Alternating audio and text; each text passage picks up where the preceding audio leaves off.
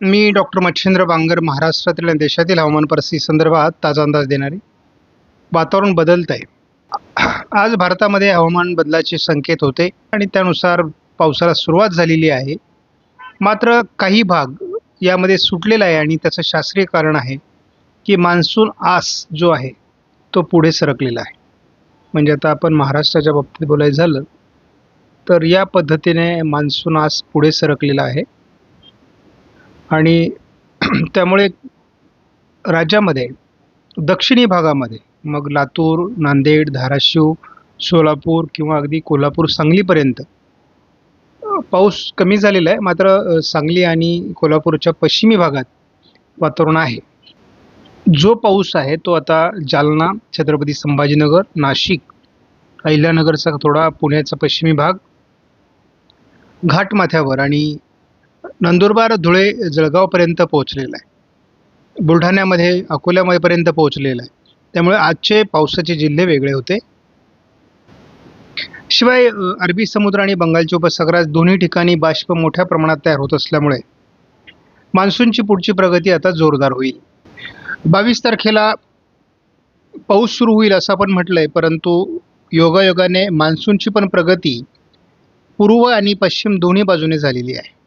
छत्तीसगडचा दक्षिणी भाग, झारखंडचा बहुतांश भाग, त्यानंतर महाराष्ट्रामध्ये धाराशिव, सोलापूर, लातूर आणि पुण्यापर्यंत, जवळपास सातारा आणि रायगडपर्यंत मान्सून पुढे सरकला आहे. उद्या मुंबईमध्ये मान्सून येण्याची शक्यता आहे आणि महाराष्ट्रामध्ये देखील मान्सून बऱ्यापैकी प्रगती करेल असा अंदाज आहे. वाऱ्यांची स्थिती बऱ्यापैकी आता बदलली आहे. मान्सूनचे वारे जसेही येत आहेत तसे ते या भागावर येऊन धडकत आहेत. त्याच वेळेस ते या भागातून वरती निघत आहेत आणि ही आहे पश्चिमी शाखा. पूर्व शाखेकडे ते अशा पद्धतीने इथून जात आहेत आणि इथे पुढे गेल्यानंतर ते आता अशा पद्धतीने टर्न होणार आहे आणि ती टर्न होण्याची वाट आपल्याला बघायची. जसे ते टर्न होतील तसे या ठिकाणी चक्राकार स्थिती तयार होतील आणि त्या भारतावर सरकतील आणि त्यामुळे महाराष्ट्रामध्ये मोठ्या प्रमाणात पावसाचे प्रमाण वाढण्याची शक्यता राहील. तर आपण त्या वेळेची वाट बघणार आहोत. पण आज महाराष्ट्रामध्ये पावसाचा अंदाज दिला होता. तर मग पावसाचं वातावरण तयार झालं होतं का, या संदर्भातील हे काही प्रातिनिधिक 2-3 व्हिडिओ आपण या ठिकाणी टाकलेले आहेत. जुन्नरच्या काही भागामध्ये आज झालेल्या ढगफुटी सदृश्य पावसाचा हा एक व्हिडिओ आहे.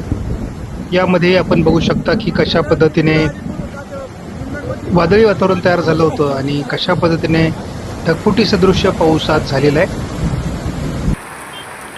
नाशिक जिल्ह्यामध्ये बऱ्यापैकी पाऊस आज झालेला आहे. नंदुरबार, धुळे, बुलढाणा, जालना, छत्रपती संभाजीनगर या काही जिल्ह्यांमध्ये आज पावसाची नोंद झालेली आहे. उद्या 23 तारखेचा अंदाज GFS मॉडेलने बदलला आहे. आज पडलेल्या पावसावरून हा अंदाज बदलला असावा. एकूणच अरबी समुद्रामध्ये, बंगालच्या उपसागरामध्ये वातावरण बदललेलं दाखवलं आहे. शिवाय संपूर्ण महाराष्ट्रामध्ये पावसास अनुकूल स्थिती दाखवण्यात आली आहे. 24 तारखेलाही विखरलेल्या स्वरूपामध्ये आपल्याला महाराष्ट्रात पाऊस होईल आणि कोकण किनारपट्टीला मुसळधार पावसाची शक्यता GFSने व्यक्त केली आहे. कालपर्यंत GFS मॉडेलने आपल्याला कुठेही पाऊस दाखवलेला नव्हता. आता उद्या महाराष्ट्रभर पाऊस दाखवला आहे. म्हणजे अशा पद्धतीने GFS मॉडेल अंदाज बदलत आहे. आपण बघतो कोकण किनारपट्टी, मध्य महाराष्ट्र, पश्चिम महाराष्ट्र, मराठवाडा, विदर्भ असं पावसाळी वातावरण बनण्याची शक्यता व्यक्त केली आहे.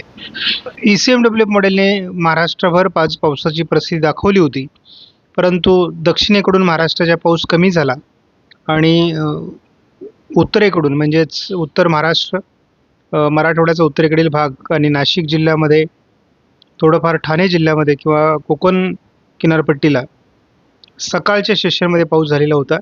त्यामुळे वातावरण बदललं, परंतु अपेक्षित वातावरणाचा परिणाम झालेला नाही. उद्या मात्र या वातावरणात महाराष्ट्रभर सर्वदूर पावसाचा अंदाज देण्यात आला. यामध्ये पश्चिम महाराष्ट्र, मध्य महाराष्ट्र, उत्तर महाराष्ट्र आणि कोकण असा प्रभाव दाखवण्यात आलेला आहे. 24 तारखेला हे पावसाळी प्रमाण अधिक वाढण्याची शक्यता आहे. कोकण किनारपट्टीलाही आणि महाराष्ट्राच्या अंतर्गत भागात पावसाचं प्रमाण वाढणार आहे. त्यामुळे ज्यांचा नंबर आज लागलेला नाही त्यांचा पुढील 2 दिवसामध्ये म्हणजे 48 तासात लागेल अशी अपेक्षा आहे. आणि शिवाय हे पावसाळी वातावरण जुलैमध्येही कंटिन्यू आहे. संपूर्ण 30 तारखेपर्यंत जूनमध्ये कंटिन्यू आहे. त्यामुळे पॅनिक होण्याची गरज नाही. आपल्याला पाऊस येणार आहे आणि आपल्या पेरण्या देखील होणार आहेत. सर्वदूर महाराष्ट्रामध्ये पेरण्या होतील. शिवाय आज आपण जे प्रातिनिधिक व्हिडिओ दाखवलेत असे शेकडो व्हिडिओ माझ्याकडे पावसाचे आलेले आहेत. ज्याही ठिकाणी पाऊस पडला आहे त्या ठिकाणी खास करून पेरणीयोग्य पाऊस झालेला आहे आणि त्यामुळे शेतकऱ्यांमध्ये आता पाऊस पडेल आणि आनंदाचं वातावरण वाढेल अशी शक्यता आहे. आपण या ठिकाणी बघतो की महाराष्ट्राची प्रतिमा आपण बघितल्यानंतर मोठ्या प्रमाणात म्हणजे आपण महाराष्ट्राची प्रतिमा बघितल्यावर आपल्या लक्षात येईल. आपण हे प्रत्येक व्हिडिओमध्ये दाखवायचा प्रयत्न करतोय. परंतु नंदुरबार धुळ्यामध्ये पावसाची नोंद झालेली नव्हती. 100% नील अशा प्रकारचे जिल्हे होते. आज या ठिकाणी पाऊस झालेला आहे. शिवाय आपण नाशिकमध्ये सुद्धा पाऊस झालेला आहे. अहिल्यानगर, छत्रपती संभाजीनगर, जालना, जळगावच्या काही भागामध्ये, ठाण्याच्या काही भागामध्ये, पालघरच्या काही भागामध्ये पावसाला सुरुवात झालेली आहे आज. याचा अर्थ या ठिकाणचे जे आकडे आहेत ते आता फटाफट बदलणार आहे. आपण जर या मॉडेलचा एकत्रित अंदाज 24 तारखेपर्यंत बघितला तर आपल्याला स्पष्टपणे दिसतंय की महाराष्ट्रामध्ये सर्व जिल्ह्यात कमी अधिक प्रमाणात पाऊस होणार आहे.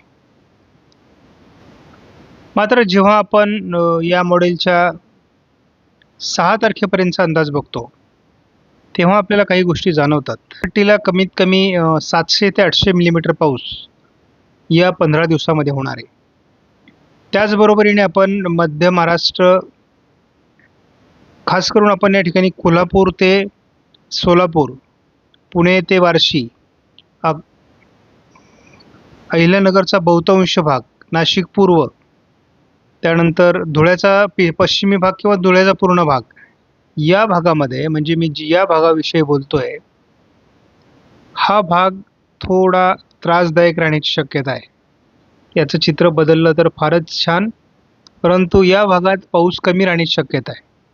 बाकी संपूर्ण भागातली म्हणजे मराठवाडा असेल, विदर्भ असेल, पश्चिम महाराष्ट्रातले उरलेले जिल्हे असतील या ठिकाणी फार अडचण नाही आहे.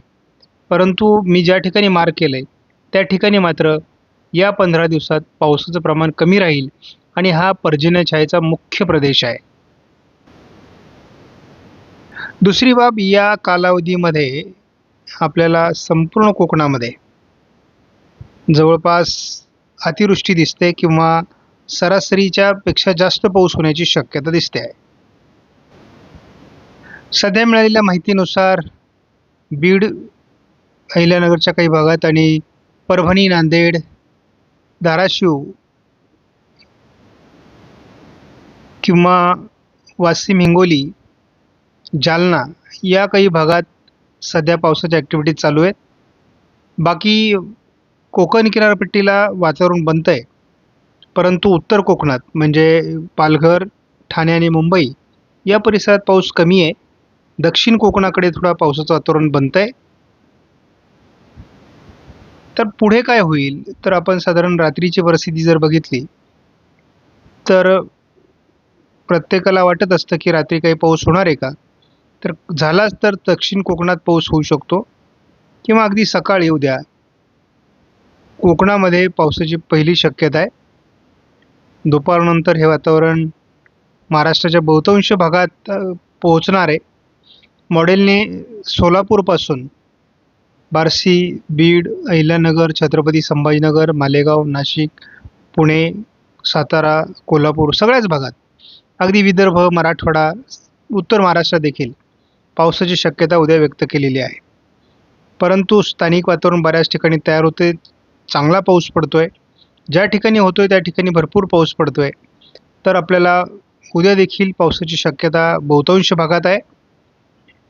त्यातली त्यात छत्रपती संभाजीनगर, जालना, अकोला, बुलढाणा, वाशिम, हिंगोली, यवतमाळ, नांदेड, परभणी, बीड आणि सोलापूर, लातूर, धाराशिव या भागामध्ये सुद्धा अहिल्यानगरपर्यंत पावसाची शक्यता आहे. पण हा उद्याचा अंदाज बघतोय. आणि उद्या पाऊस रात्रपाळी करण्याची शक्यता आहे.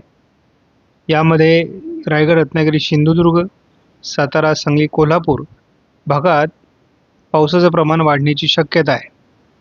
आता या ठिकाणी सध्या मान्सूनचा आस किंवा मान्सून ट्रफ ही महाराष्ट्राच्या उत्तरेला सरकत असल्यामुळे आज आपल्याला महाराष्ट्राच्या उत्तरेकडे पाऊस झालेला दिसला. मग उत्तर महाराष्ट्रामध्ये किंवा अगदी मराठवाड्याच्या उत्तरेकडील भागामध्ये, पश्चिम महाराष्ट्रातील काही जिल्ह्यांमध्ये नाही, पश्चिम विदर्भातील काही जिल्ह्यांमध्ये आपल्याला पाऊस होताना दिसला. मात्र आपल्याला 24 तारखेला ह्या पॅटर्नमध्ये आणखी थोडा बदल दिसेल आणि मग आपल्याला दक्षिण कोकण आणि पश्चिम महाराष्ट्रामध्ये थोडा पाऊस 24 तारखेला वाढताना दिसणार आहे. म्हणजे सोलापूर, लातूर, धाराशिव, नांदेड, बीड, परभणी,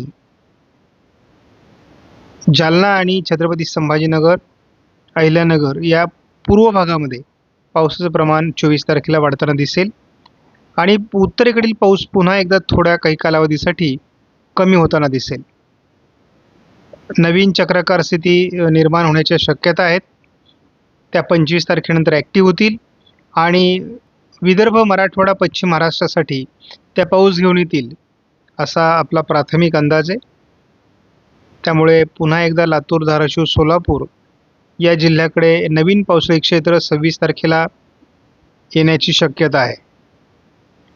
तर आपण बघूयात, शेवटी नवीन कमी दाबामुळे देखील 25, 26, 27 पावसाचं वातावरण महाराष्ट्रात पुन्हा नव्याने तयार होण्याची शक्यता आहे. त्यामुळे हवामानात बदल होत राहतील. मान्सून पुढे सरकेल, पुन्हा त्यात खंडही निर्माण होऊ शकतो. म्हणजे माणसांच्या प्रवासात अडथळे निर्माण होऊ शकतात. अनेक बाबी होऊ शकतात आणि कुठलीही गोष्ट हवामानामध्ये निश्चित नसते. सातत्याने हवामानाचे अंदाज बदलत असतात आणि हल्ली मी सांगितलेलं एल निनोचा कालावधी आहे. सर्व मॉडेलचे अंदाज हे जवळपास 30 ते 40% चुकणार आहेत. त्यामुळे असा हेतू ठेवूनच आपण अंदाज बघायचे आहेत. कारण हे वर्ष कसोटीचं आहे, मी यापूर्वी सांगितलं आहे. मात्र पावसाला पडू द्या, अगोदरच नैराश्याच्या खूप गोष्टी चर्चा करू नका. आपणास व्हिडिओमधील माहिती महत्त्वपूर्ण वाटल्यास लाईक करा, शेअर करा, चॅनलला सबस्क्राईब करा. धन्यवाद. जय हिंद, जय महाराष्ट्र, जय बळीराजा.